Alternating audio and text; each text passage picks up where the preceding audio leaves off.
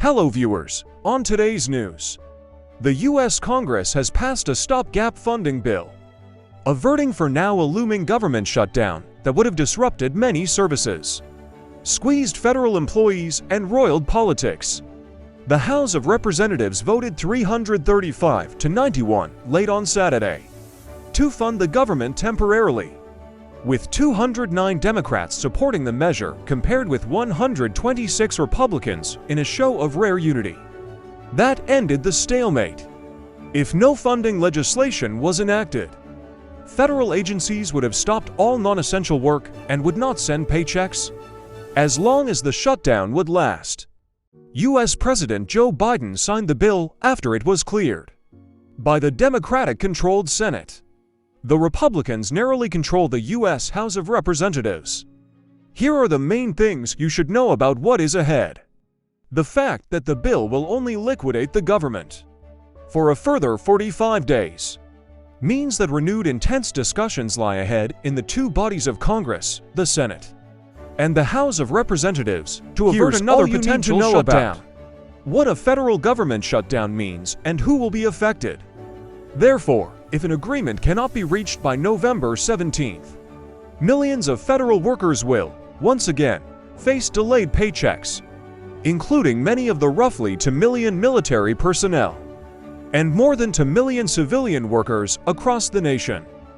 Before the last-minute deal, federal agencies had already drawn up detailed plans that spell out what services would continue, such as airport screening and border patrols, and what must shut down, including scientific research and nutrition aid to 7 million poor mothers.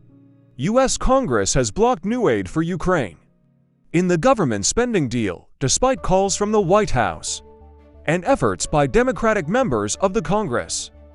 Biden has and will be pressing Congress in the days ahead to provide an additional $24 billion for Ukraine and other international needs amid Russia's ongoing invasion. According to the U.S. media, the Senate had proposed a bipartisan bill to send about $6 billion to Kyiv, but Democrats, cautious of being accused of a government shutdown, passed the House version of the bill with no aid.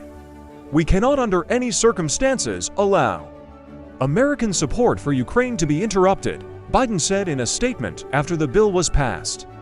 Ukrainian President Volodymyr Zelensky asked for more aid from the U.S. in a visit in late September when he met with Biden, as well as top military officials, and addressed Congress.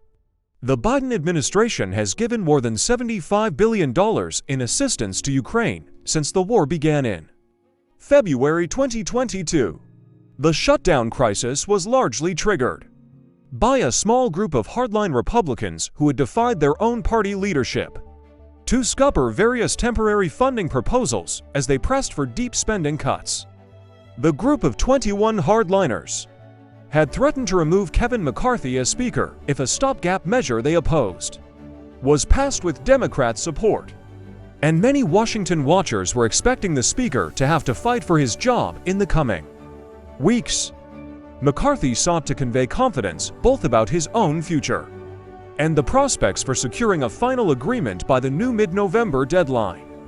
In 45 days, we should get our work all done, he said while seeming to offer a hand to the hardliners, saying, "I welcome those 21 back in." Thanks for watching, and please subscribe to our YouTube for more updates on local and international news.